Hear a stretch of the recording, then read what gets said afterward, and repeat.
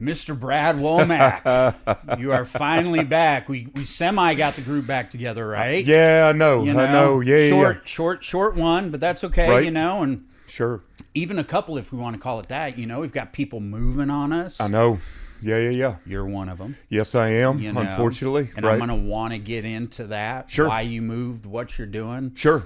find out, you know, how life's been going in general. Okay. Right? Yeah, You know, yeah. We haven't had one of these talks in front of a camera for quite a while, and so I've been looking forward to this for quite a while. Me too. So, I want to know the same thing about you, though, too. You know, what you've been up to. I know we keep up via yeah. text and stuff Oh, like yeah. that. But I miss you, man. I miss Yeah. this. I miss just the camaraderie. And absolutely. again, thanks for having me. Yeah, so let's jump right into Let's it. go. Where you been the past year? You know? So I'll tell you, man. Well, it's only been 6 months. Okay, I well, you know, I'm going to tell the fish story, and I'm Sure. going to call it a year, man, Let's go. because you got friendships. Yeah, I know. You know, I that's know. distance. I know. We're doing a long-distance relationship Yes, thing we right are. now. You know Yes, what I we mean? are. You And know? and it's tough, man. I But know. no, I got to tell you, I wanted kind of a little break. I know we've talked about this, but again, let's just get into it. Yeah. You know, I love Austin, man, and I hope I've made that very clear with how I live my life and stuff. But just wanted a little change, and so you know, we've discussed on this podcast what I was going to do for a career. If I was even going to work again, which I realized very quickly I needed to work again. Yeah. But long story short, took an opportunity, which ironically, this company's headquarters is in Austin. And I know you know this, but I want to put it out there. But I knew they had a office in Scottsdale. You know, when we were in the bar business, we were recruited to put one of our venues out in Scottsdale, and we loved it. And I say didn't know we, that. oh yeah. It was Chad, Jason, and I. We had some developers. They flew us out. They showed us the lay of the land and stuff. And it's funny, at that time, we had just opened one of the venues. I don't know, but long story short, we were all preoccupied. I know you know this. We were very hands-on with running our venues. And so we realized on the flight out, well, who's going to run this thing? We're kind of at capacity. We had no more bandwidth for running these bars. And that's the only reason we didn't choose to go into Scottsdale. The reason I'm bringing that up, I fell in love with that town, man. And for me, it was more about the one thing that I've always said Austin is missing is elevation. We have everything else. And people could say, well, we don't have an ocean. Yeah, you're right. I get it. But at least we have Lake Travis, Lake Austin.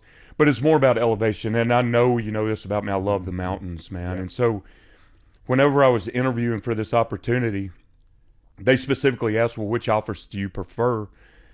And of course, my very diplomatic answer was wherever you would see I would add value. Yeah. But admittedly, I was kind of hoping for a little change and just to have that opportunity to get out, see Scottsdale a little bit. And so I dove headfirst in. And so I moved around the 1st of May. Been there for about 6 months now. I do want to tell you I am coming back in, well, if they'll allow me, I think they will, but to transfer back June 1st of this coming up year. Mm-hmm. And so to me, in my opinion, it's the perfect break, man. You kill the monotony. Like I said, literally every weekend I'm on one of the trails out there. I'm getting outdoors and doing things that we talk about serve our souls, you know, that I think is vital for anybody. Mm-hmm. So I'm getting a dose of that. But I got to tell you, I'm working too, man. And every you know, time we talk, you're working. I am, you know? and you know, and we can get into this because, and I want to ask what you've been up to, but I really want to discuss because I think your audience, man, we're all, I know you target kind of guys in our similar situation, you know, and so, excuse me, I'm at a crossroads of figuring out, okay, man, careful what you wish for, because I'm working again, you know. But I'm missing out on life a little bit too, and it's one of those things that I sat here, well, in a chair almost like this, in this room saying, you know, I think the biggest priority for me right now is to live the life that that I kind of want to live, that serves me. And so I feel like I'm missing out on a little bit of that. And so we can get into that, but let me turn it around to you because you too, I mean, I know you've been busy, but let's talk Nashville, East Austin. You've got projects going on. Yeah. Let's talk, please. Yeah, we've got a bunch of stuff going on. You know, East Austin. Maybe if you've got some time, we'll run by there. You can take a peek. We've got 12 houses out there that will be selling 8 and So maintaining ownership of at least 4 for reoccurring rental income. Yeah, man. And that's something we've been concentrating on for the past several years. Just to have legacy income. Absolutely. And stuff that you can actually hand down to your kids. Sure. So, we give our investors the opportunity to either get 20 points back on their money once they get return of capital. Yeah. And then they're out. Or they get return of capital and then they stay in for the next 5 to 7 years and get quarterly reoccurring rental income. Man. And then they also get a piece of the action, pari passu on the percentage in which they owned at the end once we sell those things. And that's where a chunk of money's made. But one of the things that we love about it is, as an investor, you can just recycle your same money. Yeah. If someone throws in $200,000, they get it back. Yeah. They can turn around and reinvest it. Sure. They can continue to accumulate assets based on the knowledge that we have and what we've done for the past several years. Yeah. Love that. Nashville's coming along. It's a struggle. Yeah. It's been a struggle, but it's we should be coming over the crest in the next couple days. So extremely hopeful for that, and that's going to be a fun market. Yeah, man. I love Nashville. I know you like Nashville. Love it. However, have you been back since you left? No, and it's funny. I'm glad you asked me that because I almost had, I was going to ask if and when do we find time? I'd love to meet you out there. Yeah.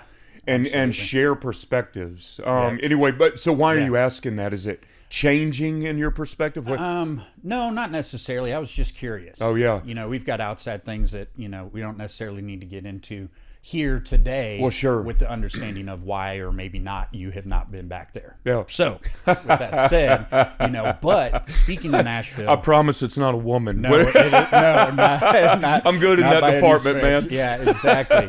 No, but did you hear that they're open at 12:30 out here? Yes, I did. Isn't that awesome? Yeah, yes, I did. I'm real curious to see how that's going to go here. Yep. I love the concept in Nashville of a supper club. Me too. Real curious to see how it's going to go over here, though. That's so funny, man. It's I don't know if you know this, and so yes, I stumbled across the article about that they were opening one. My little brother and Chad and Jason and I, just my ex-business partners in hospitality. Obviously, we kind of, it raised some eyebrows. I don't know if you realize the contractor that built 1230 in Nashville built the Dogwood in Nashville. Really? And we have a really good relationship. And so, and as you know, that's Justin Timberlake teamed up with Sam Fox and the guy that has done so much, both of them, of course. But Sam, to me, I just idolize that guy with what he's done with his restaurants and things like that.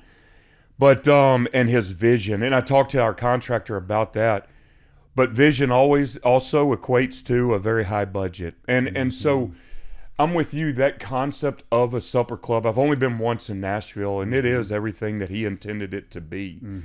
You get what I consider is kind of what you would think of a very high-end supper club in old school Hollywood, but it's very well done. The food is second to none. The entertainment is second to none.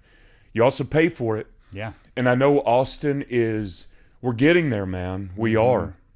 But I'm very curious to see, for lack of a better term, the sustainability of that. Yeah. Yeah. I mean, these guys have deep pockets. Yeah. And so it might not affect them one bit, And Nashville's definitely a destination city. Yes. But Austin is too. Sure. But it's super laid back. We do have some, high class and upscale restaurants here. Sure. But, those that I've talked to have been like, I don't know, man, if it's going to sustain. I'm the same exact way. And you never know. I don't know. And it could be. Let's give them the benefit of the doubt. Yeah. These guys are obviously visionaries. Yeah. It could be what would the term be? Not the catalyst. That's a little strong of a definition, but it could be maybe the beginning of a trend. Maybe that's what we need if we want to be pushed in that direction. But I got to tell you, man, and I'm one of them, I kind of like the laid-back feel of Austin, And so we've already changed in the 31, 32 years that I've been here, obviously. Drastically changed. Are we going to go the way of the LA and the Chicago and the New York and who knows? I don't know. I don't know. Yeah, we definitely have a lot of private style gyms, clubs, memberships like that. Absolutely. Yeah. So, and I know that does have a piece in it as well, that there's a private club portion. Yeah. I'll be a supporter for sure. Yeah. Hands down. I love it. Love the concept and everything else. Yeah. And I don't think that there's anything cooler than being able to watch a show, listen to music. Yeah. One of those things while you're actually eating. It's tremendous. So I'm stoked for it. Right. But still kind of curious about Me it. too. I'm very curious. I mean, I guess we'll just have to wait and see, how it's received. But I wonder, I'll say it one last time, I wonder if that's going to be kind of the trend that people follow. But again, I mean, I'm telling you, whoever goes in and does that, developers or operators, you're going to have deep pockets. Yeah. I'm not going to be crass and say, I do know the budget that they spent in Nashville. And man, I mean, it's shockingly high. Yeah. And shockingly high, man. Yeah. And it's coming from a guy, listen, I don't know it all by any means, but I was in that business 25 years. And just like building homes, you have a budget. And is this feasible to get your money back? And that's a lot of stakes. That's a lot of stakes. And they have it, don't get me wrong, they have literally every high-end brand and everything of alcohol that you can think, of course. Yeah. Is it sustainable? I don't know. I really don't know. And I'm very curious. But I think it has more of a, where I'm judging this as an experiment to see what Austin can or will receive and accept. Yep, absolutely. Is this going to tip the scale? Are we going to go in another direction?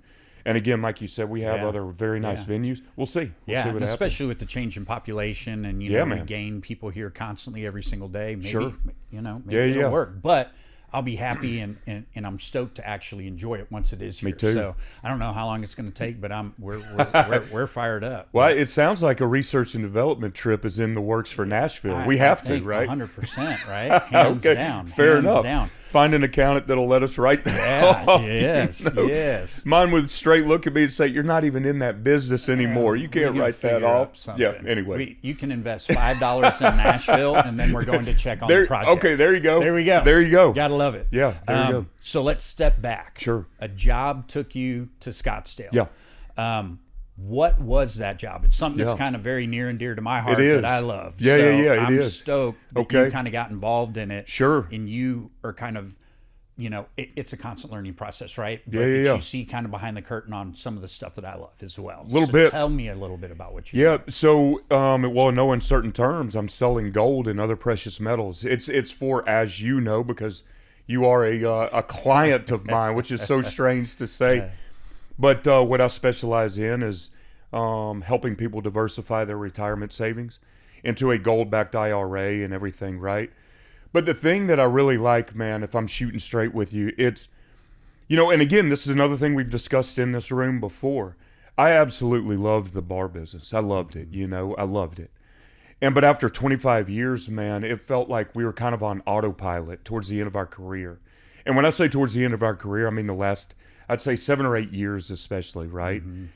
And I began to feel very complacent, like I wasn't actually using my brain, And I want to take this as an opportunity to say thank God, because that just means we had exceptional upper management, an exceptional team to let us old guys go and just kind of and don't short yourself either. That also thank you. is representative of you guys, right? Thank you, man. Owners that care, and I know that the things that you guys did for your employees, and the thing that blows me away, and I don't mean to divert, sure, but another Mama Betty's has opened up, which I'm a huge fan of because it's like 4 blocks away from my house. Yeah. But to see the employees that have been with you guys for several years come over there, agreed, says something about you guys, says something about Jason, says something about that group as a whole. That's insane. I got to tell you, and to divert, and I'm glad you mentioned his name because I'm so proud Jason Carrier is the only one of us that stayed in the hospitality business. He's got balls. Yes, he does. He does. I mean, that man has, not only are they brass, but they are huge. I know. And so, and he is very, is the term risk adverse, or averse. And only because he throws caution to the wind. but it's also because, and I love this, he's very confident in himself and his team.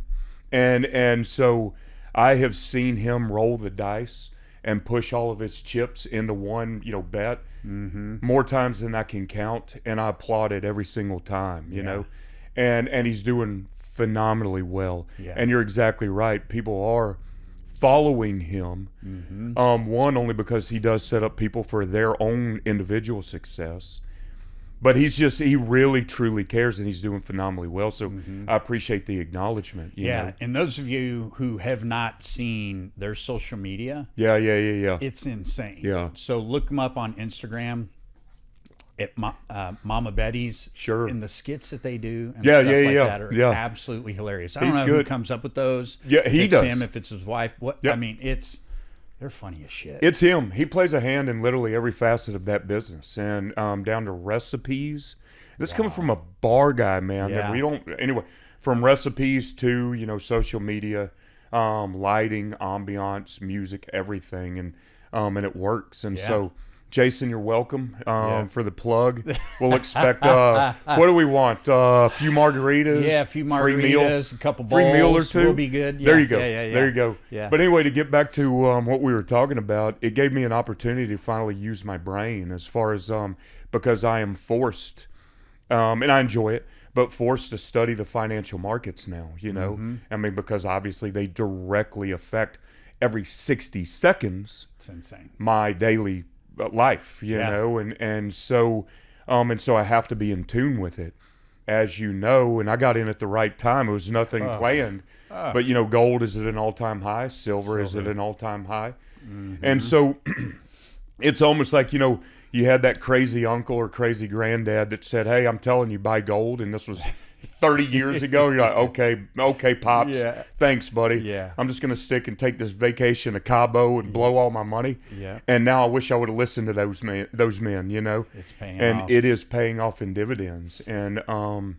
in a short amount of time, I've seen clients increase portfolios 35, 40%. I've been there 6 months. It's insane. And it is. And so anyway, I'm thoroughly enjoying it, I think, and we'll get into this.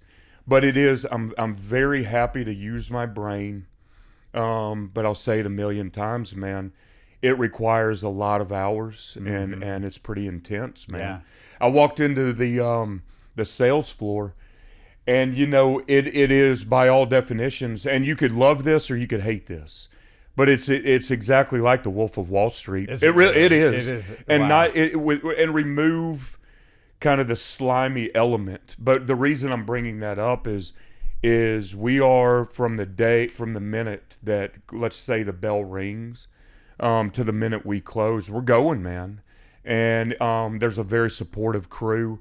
We do have supportive leadership, but it is high pressure, and it's just because, like I said, it changes every 60 seconds. And the main goal is to help our clients the best we can. And so people call in. Sometimes they're on the fence, and I don't know what to tell them. I'm just saying, hey, I'm going to tell you. You can call this a sales ploy. I don't care either way. If you don't act now, you're losing out. You tell. I mean, this proof is in the pudding, so to speak, and 100%. So it's been exciting. Have you heard the news? And I think you and I touched base on it over the weekend.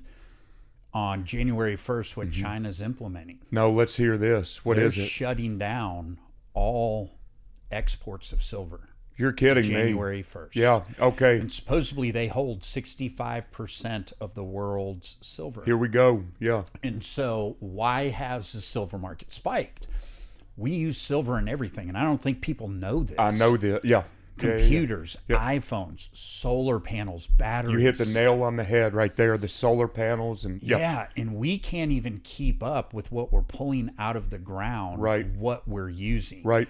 And then the world's largest holder of silver basically goes, we ain't shipping any more out. Yeah. It's got to be approved by the government, whether we sell to you or not. Yeah.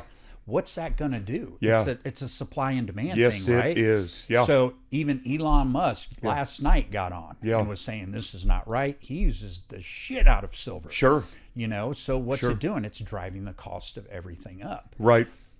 And it kind of goes back to something that I talked about a couple years ago, even, was the brick system. Yeah, absolutely. And is this the point where they're starting to pull that noose? Maybe right? so. Yeah. You know, and the BRICS system is something where, you know, several countries have gotten together and backed their currency by precious metals. You're exactly right. So the U.S. dollar is not backed by anything. Well, that's a promise. Listen, this is the thing, man. And here we go for nerd talk. And I mean, I'm just telling you, but we are, for those that don't know, the U.S. dollar just this year alone declined 13%. Wow. Just this year alone, 13%. And all we do when people say, you know, when we print more money, when we go into debt, that just increasingly devalues our U.S. dollar, right? Mm-hmm. And so you've got major banks, J.P. Morgan, people like this, and again, nerd talk, but J.P. Morgan, I think this was maybe 4 months ago, sold $4.4 billion of their own stock and bought $4.4 billion worth of actual gold. So what does that tell you? Mm-hmm. If they're hedging their bets against the markets, the U.S. dollar, the volatility, you're exactly right. Something is about to shift, right? Mm-hmm. And so Trump has threatened, and I consider it a good thing, to make the dollar backed by gold once again. You know, 100%. I forget who it was. It Roosevelt? I don't want to show my ignorance. Yeah, it's one of those. Or Eisenhower, Roosevelt. It was that, back in the day where we came off the gold off the gold-backed dollar. I think it was Eisenhower. Yeah, was it? Mm-hmm. And look, man, if I just threw two names out and that sounds stupid, so be it. Bush? Was it, you know, it was one of those dudes. Yeah. But we're talking about backing it again. Yep. That happens, skyrocket again. But you're 100%. Exactly right about supply and demand. Yeah. And Yeah, and the other thing too that I've heard kind of in the background is J.P. Morgan has written paper notes on silver and stock on silver, and a lot of these people are trying to collect on their silver now. Yeah, and they don't have it. That's sure. And so they're losing their ass right now trying to buy as much silver as humanly possible. Doesn't surprise me. So it was in the billions that they have out. Sure. That they don't have the silver to back it. Well, okay. So now you start looking at, if people are collecting, seeing silver's going up, they want that physical silver now, right? Yes, they do. They want to call that option. Yes, they do. And if that bank does not have that money that they're supposed to have, or that metal, they're in a world of hurt. Now they've got to go buy it super expensive to dole it out, and they're going to lose their ass. Of course. You know, it's so funny you just said that, and that's another benefit of... So I want to make this very clear. We only deal in real physical metals, right? And I want to make that very clear because I get pushback all the time. Well, why would I buy physical gold? I have an ETF. It's not the same thing. People tell us, I'm already investing in gold. Oh, really? Okay, where do you store it? Oh, no, it's an ETF. That's not real physical gold. And I don't know if people realize, you have financial advisor. Financial advisors get paid for assets under management, okay? Financial advisors, for the most part, cannot sell real physical gold. They can sell you an ETF and tell you you're buying gold. Wow. You're not buying gold. Yep. You're still tied to the volatility of the stock market. That completely goes against the ideology of why you would want to get into physical gold, right? And so when you buy from us, like you did, it's stored in an IRS-approved depository, or we can ship it to you if you don't want it tax-deferred, blah, blah. But at the end of the day, if you called me today and said, hey, Brad, I'm liquidating, I want my gold, cool. We liquidate it, we ship it right to you, and you store it, right? If you called your financial advisor and say, I want to get out of gold, okay, great. He's just going to sell a stock, just like you would sell Apple, and you have nothing. Yep. So the benefit... And now it sounds like I'm going to work, but the benefit, if I ship you the gold, you have that tangible asset that's still working for you. It's still working more than the U.S. dollar. Yep. It's still working so much better than if you had it in a savings account. Well, and it goes back. You said that, the dollar has decreased in value by 13%. 13% this year alone. So those of you that actually have money sitting in a bank account, earning 3 points, you're losing 10 a year. Well, let me do one better, and then I'll stop with the statistics. And I got to tell you, my company, I hope they hear this, so I get a little extra PTO pay time off. You're welcome. We didn't come here to talk work. I wanted to talk to my buddy. But last statistic that's mind blowing, and this is real world data. Do what you want.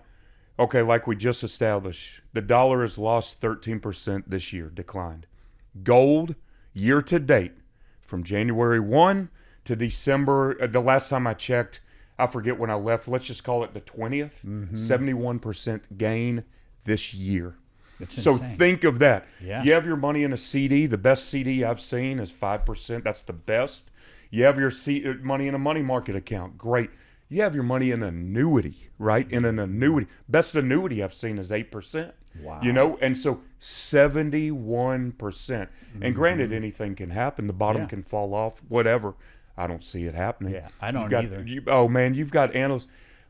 You've got one economist saying by 2030, gold's going to be $10,000 an ounce. I actually believe this man. I do too. 10,000. Especially silver. Oh, well, silver's going to silver's skyrocket. gaining by such leaps and bounds it isn't even funny, because silver has been suppressed. Yeah. And I'm a firm believer that silver has been suppressed. Sure. Because the GSR, gold to silver ratio, years ago was a lot tighter, meaning it took, there was a time where it only took 13 ounces of silver to buy an ounce of gold. Yeah. Years ago. Yeah.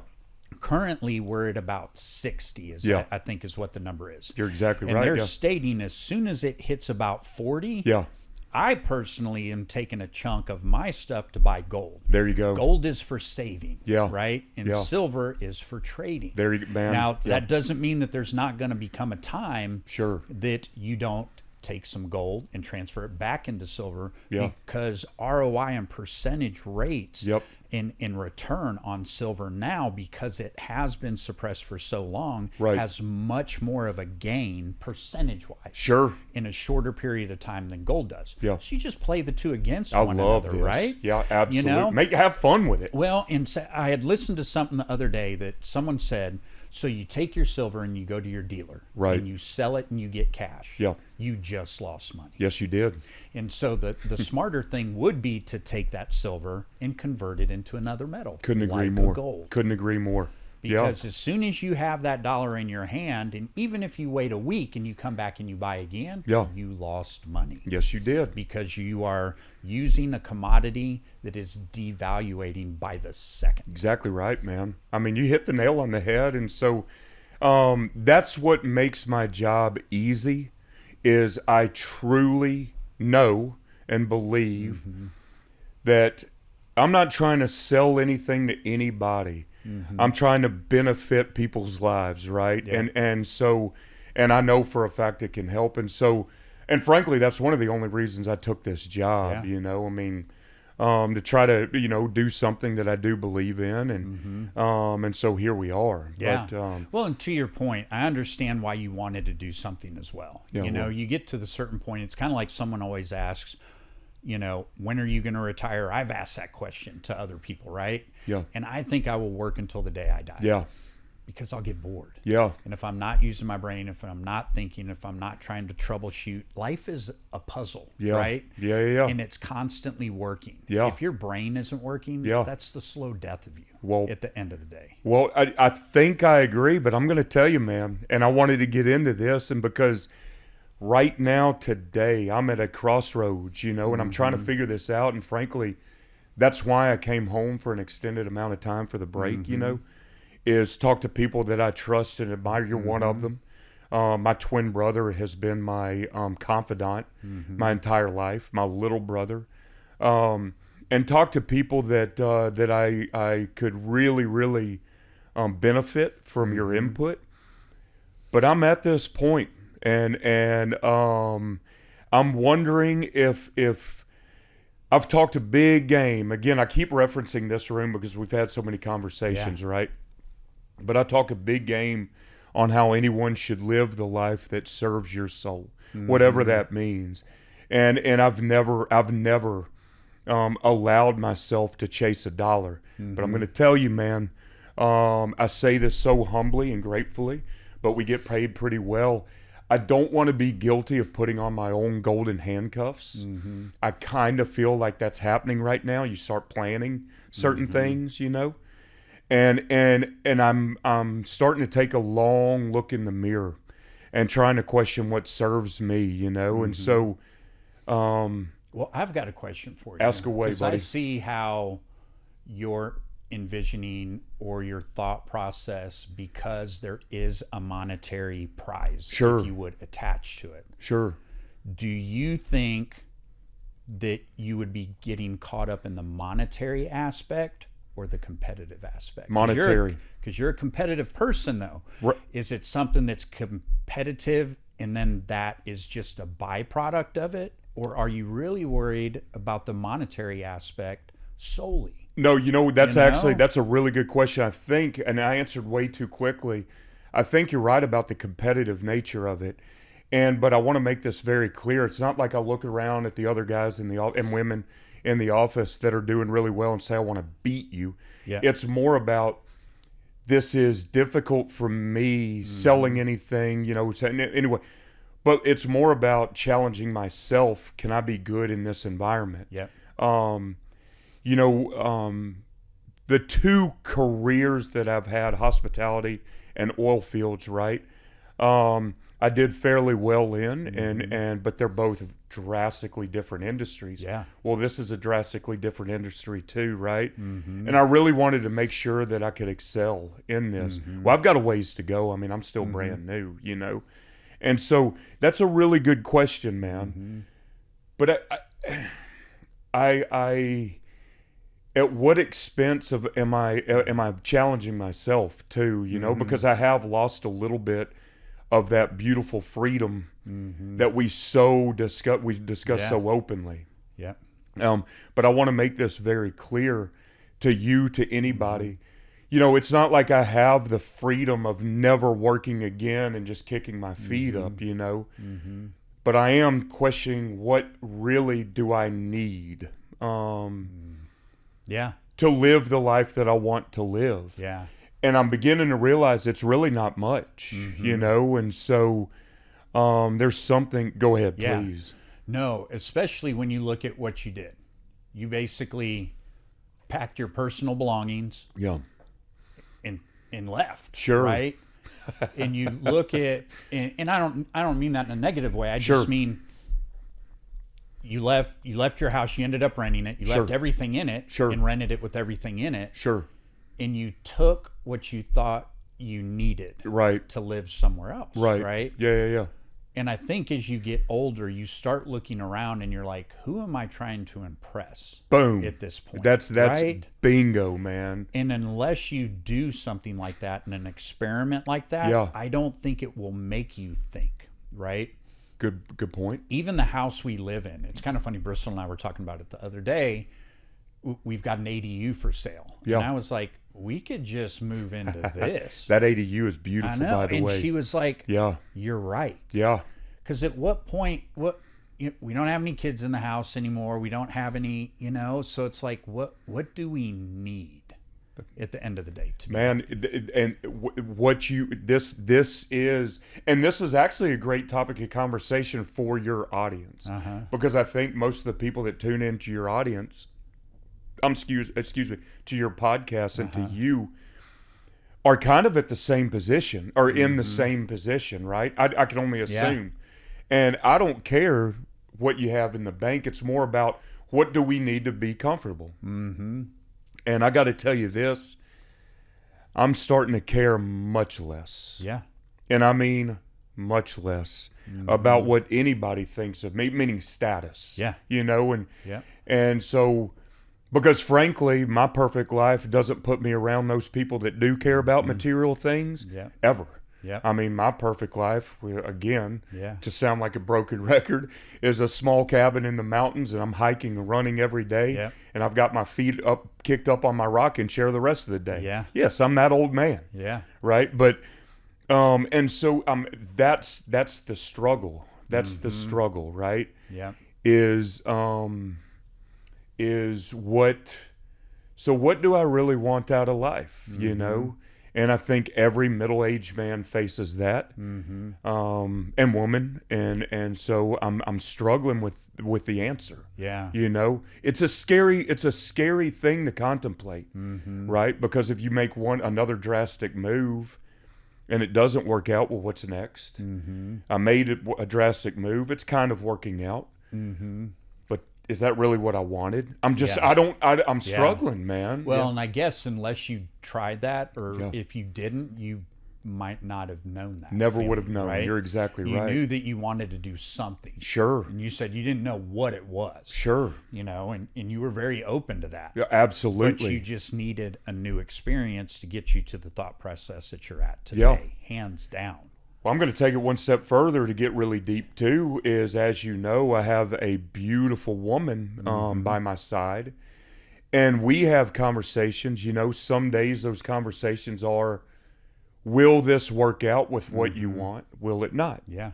And by no fault of her own, she influences my decision drastically, you know, and she doesn't want or need anything from me, man. But it's more about as a man, right? Yeah. Yeah. What do I need to do? What kind of example am I going to set? Like, if I don't show discipline to go do a job every day, you know?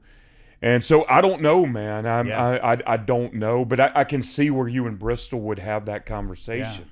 You know, I mean, again, at the end of the day, you've done so much, man. And so what are you trying to do? What are you trying? Add an extra zero in your bank account? I don't care about that. Put another home in your portfolio for your personal portfolio. I don't know. I mean, you have enough. Yeah. I don't know. I don't know what's enough. You know, it's funny. I've got friends that have actually either moved to Cabo or moved to Italy, right? Oh, I know the Italy thing with you and Bristol. We direly want I know you do. in Italy. And these people that are living in Italy, they're spending like $2,000 a month and living well. You know, they don't want for much. They sold everything that they owned here and they just moved. And they're happy? Are they happy? happy? They're very happy. And when they do come back to visit, it reminds them why they left. You know, the food's cleaner. People are friendly. It's not such a stressful endeavor. You know, we get up super early and do the things that we do, and businesses don't even open until like 10 or 11 o'clock. You know, there is no real breakfast in Italy. You get some pastries and a cappuccino. That's it. Sign me up, man. I mean, and it's so laid back. And then they go into the evenings. There's nothing like being like in a little town square or something. And that's one of the first things we want to buy, is something that's kind of central and has kind of a town square that, you know, it's 10, 11 o'clock at night in the middle of the week and everybody's out singing and dancing in the courtyard while they eat dinner and drink wine. Buddy, that sounds like a dream, I man. mean, and it's because they don't have to get up at the ass crack of dawn, right? They're out enjoying and living life. And you look at that and you go, that's peace, right? And again, granted, I'd also like to just retire, to your point, either in the mountains on a ranch, something like that. Very similarly. But we get so caught up with our phones, with our computers, and what we feel we have to do in this rat race to pay for these things to impress other people that it takes away from our life. And it's structured that way on purpose. They want us to be a slave to taxes, to everything else, and they don't want you to feel comfortable. Of course. You know? To your point, and I'm glad you mentioned schedule, right? And so I'm not saying this for any other reason, because I know there are men and women out there that are working 10 times harder and 10 times more, and I have the undying respect for that. But I want to just list my schedule, and I'm telling you why. So, and I've told you this, but when I've been on your show and said, and you agree that training is a non-negotiable, well, I've had to learn to put my money where my mouth is. But anyway, I have to be at my office at 7 a.m. We go to work at 7 a.m., right? And I get off at around 5:30. I wake up every morning at 3:30 in the morning. I'm in the gym at 4:30 in the morning. I train to 6. I'm in the office at 7. I get home at about 5:30. I get everything ready for the next day. I'm in bed by 7:30.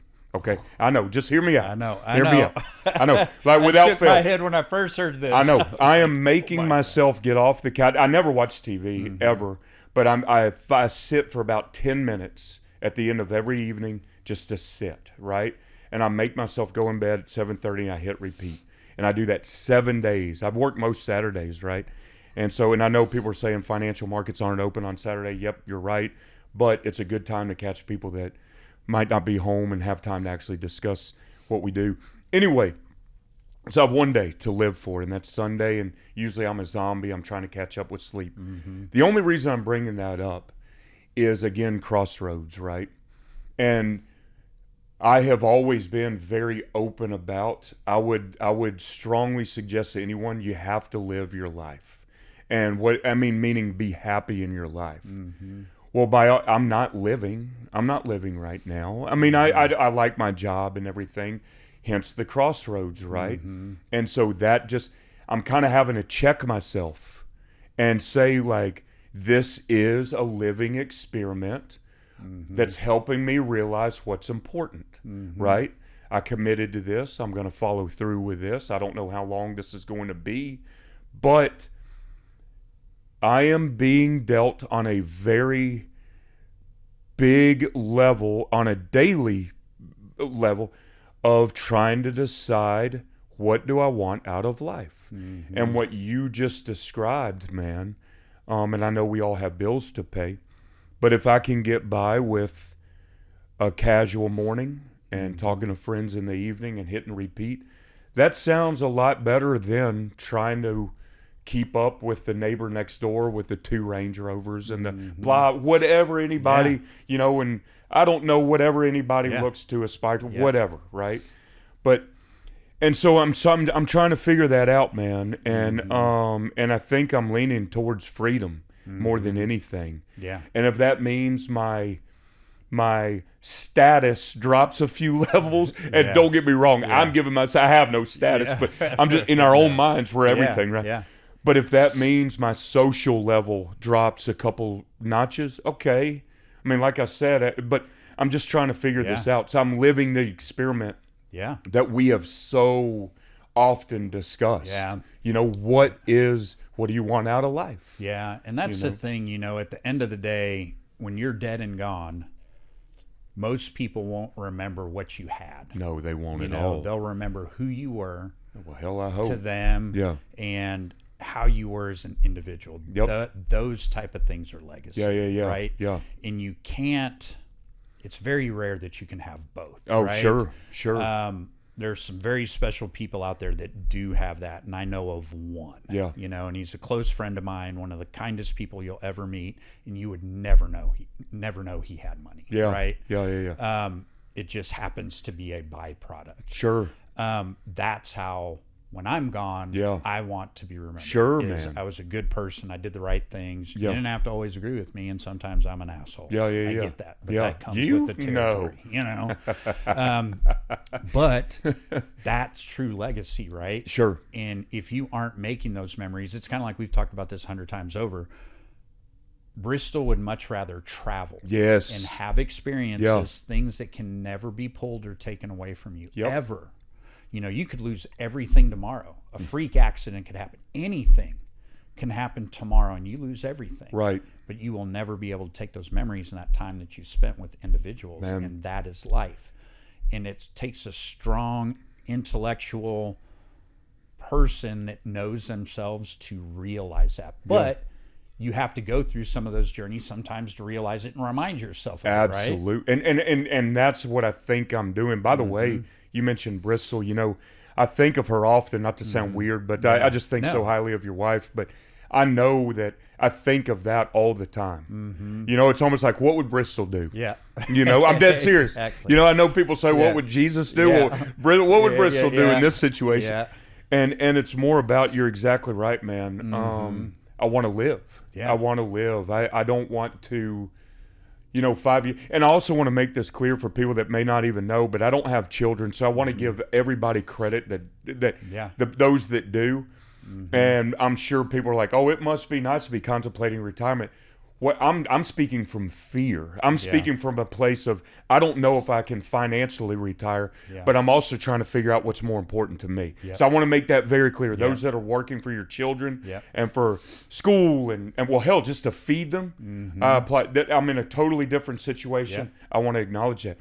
But I do think of your wife all the time of, I don't want to wake up, let's call it even 5 years. Buddy, I'm getting up there in age. I'm 53 right now, right? And so 58, maybe let's call it 60, an even number. And I don't want to wake up, man, and be so taxed internally from working my ass off, just hours and stuff like that, and not be able to enjoy only because I'm just so burned, you know? And so I think I'm answering my own question, but again, man, I'm looking to people to pull from experience, and I admire what you've done so much, Mike. I really have. And I appreciate it. And the way you carry yourself, and you're still a really good friend to everybody, although you're busy. I don't know what needs to be done, and I'm living daily and trying to figure that out, right? And so, again, I just wanted to very publicly say, I'm trying to pursue what I've always told people they should pursue, you know? It's always easier sometimes to tell someone to do something or how they should do something than to do it yourself. Absolutely. I can count probably on one hand the amount of times I have written goals down. Yeah. And what Bristol and I are actually going to do, and we're going to try to do it this week for New Year's, is get these big Post-it notes. Love this. And in the hotel room, put them up in the windows. Yeah. Have a pen, and each one have, Are you going to Vegas? Is that that's the hotel room? Yeah, okay, yeah. Don't do it with a hangover, man. You need to do it clear-headed. I know you don't drink much, but there's I know you will on New Year's Eve. So do these goals when you have a clear mind. Head. Yeah. But we'll have one for like financial goals, family goals, spiritual goals, all these things. Yeah. And we'll each get our terms at writing on them so that we can come up with a group or a set of goals that we both agree on. Yeah. I've never really done that. Yeah. Everybody says to do it. Sure. It makes sense. Of course it does. But I'm going to force myself to do it, Good. right? Yeah. And a lot of that, and I want to walk through that with her because she does make individuals look at things differently, right? So of course.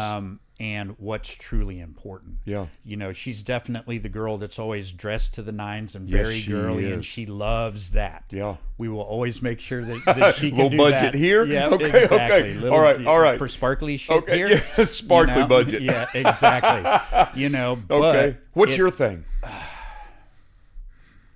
You know, again, I don't know that I'll ever retire because I love what I do. Yeah. But it's a matter of, to what point do I want to push that, right? No. What I'm asking is, she has a sparkly budget.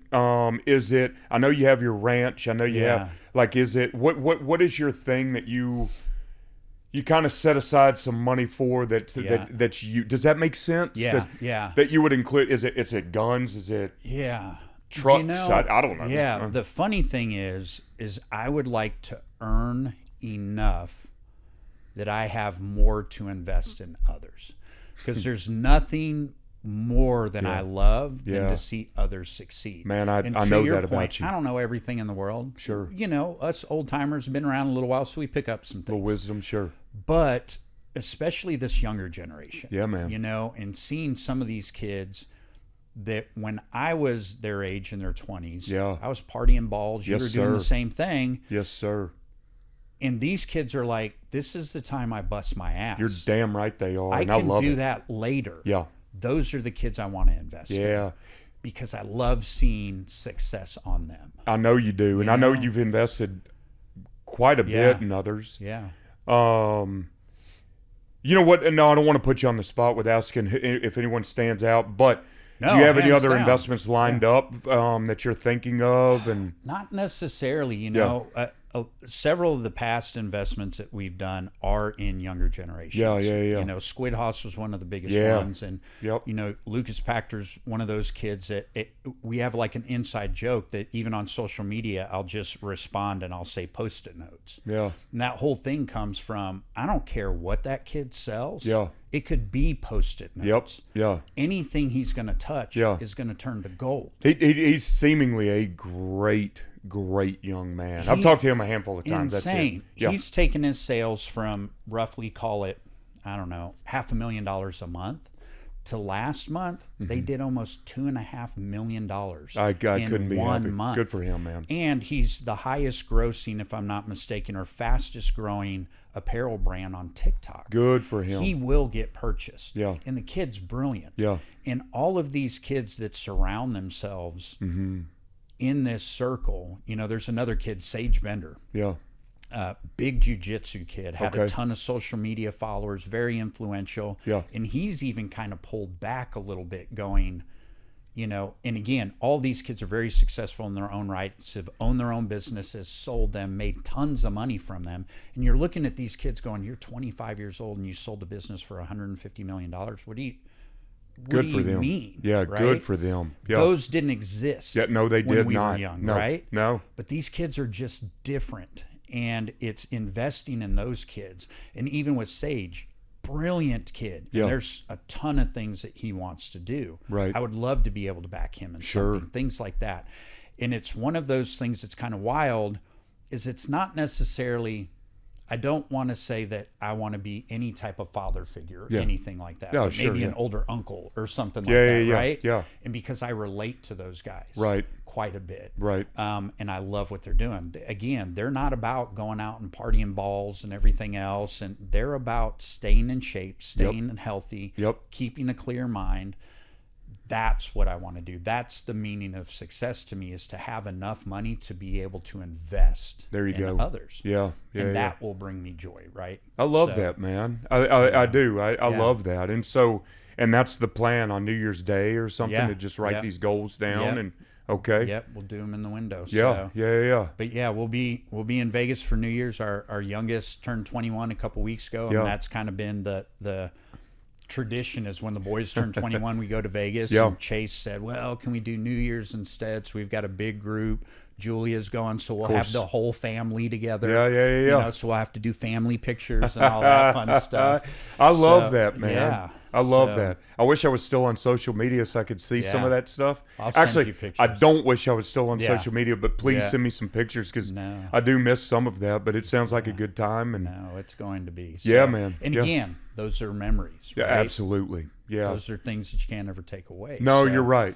That's what's important. It wasn't as important years ago. You know, Bristol has taught me more about that, right? Yeah. And it wasn't even necessarily that I cared about a social status, but at some point in my life when I was younger, more was never enough. Yeah, well, right? of course. Yeah. And so even in the past couple of years, I'll look at something and I don't want for anything, right? No, you don't. It's kind of I like know even that. when Christmas comes around, you know, Bristol and I are like, keep it like, look, if we want something, we typically go get it, right? Yeah. And it's not that we aren't wealthy by any stretch of the imagination, but with that said, we don't want for anything, you know? Well, we want those experiences. Yeah, man. I like that mentality. I mean, just for so many reasons, you know, and so just making memories with loved ones and things like that. And they tend to be priceless for the most part. And I need to follow that. Yeah. So I want to know what you feel outside of the mountains is truly a difference between Austin and Scottsdale.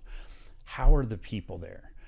Outsider looking in, you know, we've been and we've missed each other a couple times, and we're going to be headed back out to Scottsdale. Yeah, I want to say to Sharon's. Right. And hopefully you can get off. I replied to that email. I'm going to try. I'm going to try. We'll see. That's going to be a big deal. And for those of you guys who don't know, Sharon Lecter is a close family friend of ours, and she's got a new book release. Yeah, good for her. Mid-January or so. Yeah. Right? Something like that. Yeah, like around 20th or something. Yeah, so that's going to be a real big deal. Yeah. Well, admittedly, I just want to meet her. Yeah, she's unbelievable. Her and her husband are unbelievable. I can only imagine. And I've always, I just take immense pleasure in meeting people that have done so much, and just I don't know, just see how they tick, or you know, see what makes them tick or whatever. Especially if they're extremely down to earth. Well, that's the thing, and you've always said that she is, and you know, if I'm being very honest, those that aren't, I could care less about spending time around. I mean, I really, you know, great, you've accomplished something, but it's the ones that don't mind maybe sharing some wisdom, insight, or at least stoop down to my level and have a conversation. But I am looking forward to that. No, absolutely. But the difference between Scottsdale and Austin, it's funny. Go ahead. And I'm just gonna throw this out there. 30,000 foot view. Yeah. The limited time I've spent out there is I would almost equate it to LA on steroids. Sure. Well, you hit the nail on the head. I got to tell you, I called, and I might have called you too, but I know I called Chad. And let me preface what I'm about to say with Scottsdale is bougie, man. Yeah. I mean, it is. Yeah. And it is, it's just like LA from my experience in the fact that people really want you to know that they're making some money. There's flash in Scottsdale, man. Yeah. And I remember calling Chad and saying, man, it feels like I'm in Dubai because of the vehicles. I mean, you know, everywhere you look, man. I mean, it is flash and these and when I say gross, I'm not necessarily using that as a derogatory term, but just these gross displays of wealth. Yeah. And so, which is great. I mean, hey, if you've got it, great. Let's have it. But I will tell you this: the city is pristine. Yes, very much so. Pristine, meticulously clean. It's a friendly city, for the most part. For the most part, it's a very active city. You know, I know you know that. Yeah. Health and wellness. Health and wellness is in abundance. Yeah. And you know. And so, but yeah, it is a lot of the nicer venue. I mean, a lot of the venues are on the nicer tip of the scale or whatever. And so, yeah, if that's what you like, great. You know, great it's place just to visit. It is a great place to visit. Climate is amazing. Yeah, climate is amazing. I do want to say that. And again, the reason I chose Scottsdale for me is the outdoor part of it. Yeah. And that part I can't get enough of, you know.